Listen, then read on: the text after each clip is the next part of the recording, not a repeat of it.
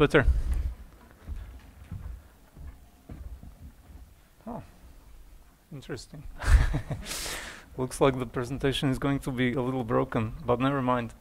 There have always been, small groups of very smart people who were using the information asymmetry to trick large groups of not so well-informed people, and they were doing all sorts of cons, all sorts of tricks, and it's been like this for centuries, maybe even millennia, and you can say that many people say diamonds are forever, and I would say scams are forever. And let me give you a little example of what I mean by information asymmetry. During the early 90s, after the revolution, many of you were probably not even born back then, but you could see these kind of people on the streets. So these were guys who were inviting people to play this little game. It's called Shells and Ball. And the point of the game is they invite you to bet money. They will put a ball under one of the shells. They will shuffle the shells around, and you're supposed to watch them, watch the ball, and tell under which shell the ball is. Sounds like a easy task, right? Unfortunately, it's not an honest game, like many people thought, and these guys were scammers. They would lure you in. They would give you a few quick wins. So this is called hooking. So they hooked you, and then after you got really excited, you felt like you were on the roll. You started losing. All of a sudden, all the luck was gone, and the problem is,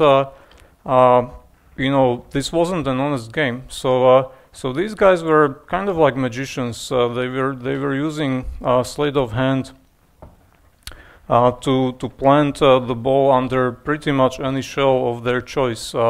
And if you want to see how it works, Google Penn and Teller clear cups and balls. Not now, obviously, after my talk or after during the break. And Penn and Teller are magicians who are doing this trick with clear cups. So it's really obvious, it's really visible how this works.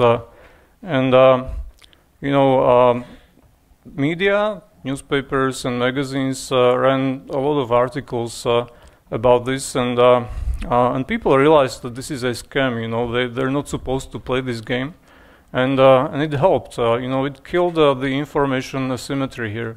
So they realized it's not a fair game, and these guys, the previous guys, they had to figure out some other way to make money, and they moved on to other scams, and these kinds of games disappeared. And these days we have a lot of information, we have technologies, and we have access to a lot of information, so we should be safer, right? But we're not. We're attacked by cybercriminals all the time. And I'm attacked by not working microphone. Let me grab this one.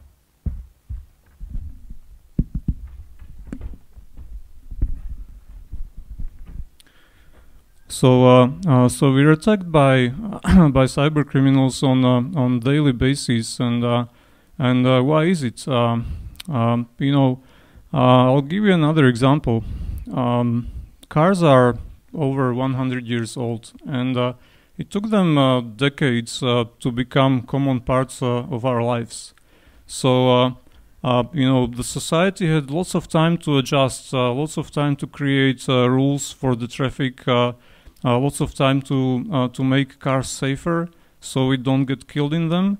And these days we feel quite safe using cars. Of course, accidents happen all the time, but it's nothing major. Everybody is using cars.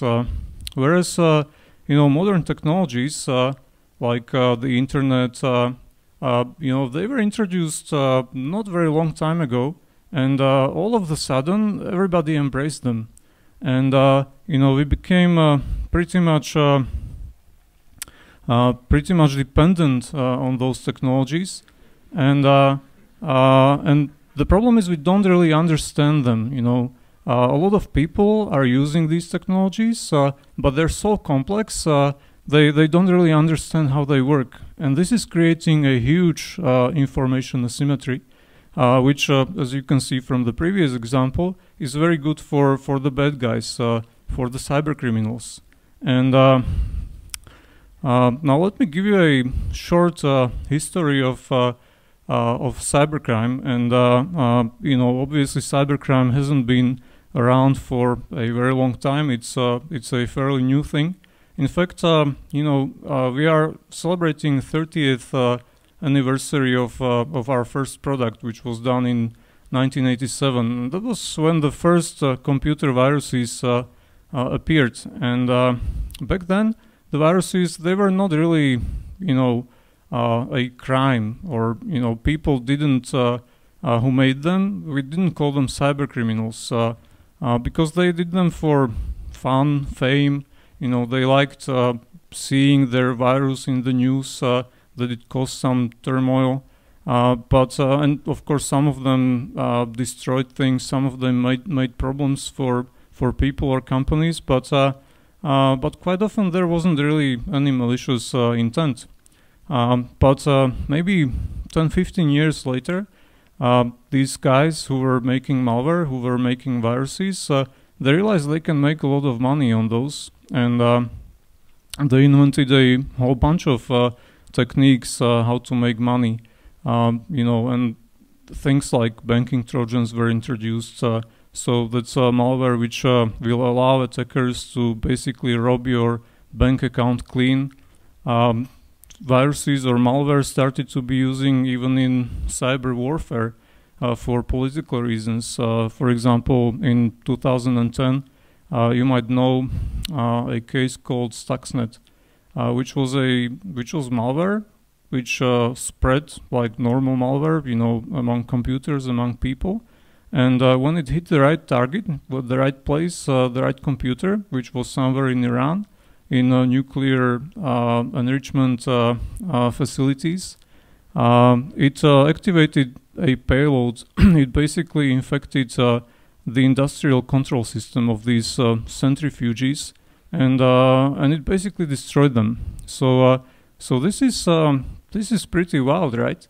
If you think about it, this was stuff which was only happening in science fiction movies before that. Independence Day kind of things, like infecting a spaceship, alien spaceship, or stuff like this, and all of a sudden this was happening. This was reality. So there is quite a big problem with cybercrime. There is a huge asymmetry between normal people like us and the cyber criminals who really understand those technologies.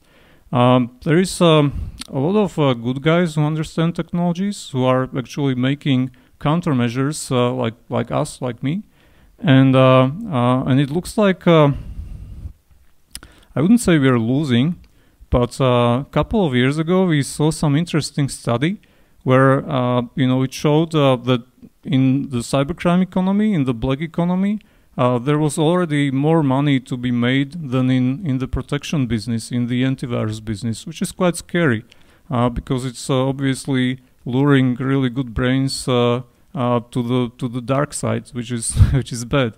We don't want this. So obviously there is a problem, and what's the solution to this problem? There is no easy solution, and security is actually not a problem which can be solved like a problem, because security is really a process. You need to work on security all the time.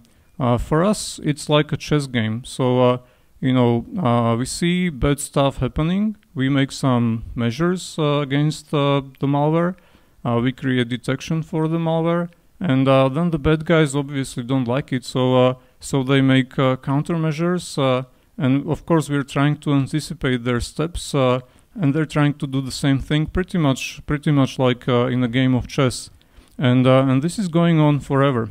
But there is one thing we can do, and which has a great impact on this whole problem, and that's reducing the big information asymmetry I was mentioning, and the solution is education, and we pay quite a lot of attention to education and creating awareness when it comes to cybersecurity and technologies. We have a foundation, ESET Foundation, which is supporting a lot of projects when it comes to creating awareness. We even support projects which actually aim to teach kids programming, and we don't really want to be we don't really want to make everybody a software developer. That would be kind of futile and pretty much useless. But it's I think it's really good to understand the world that we are living in, and these days the world is becoming more and more software. Companies which were hardware companies 10 years ago, these days they're saying they're software companies. And I think if everybody understands the basic concepts of programming and software development, it can actually raise awareness, and it can make the gap, make this information asymmetry much smaller. Thank you very much.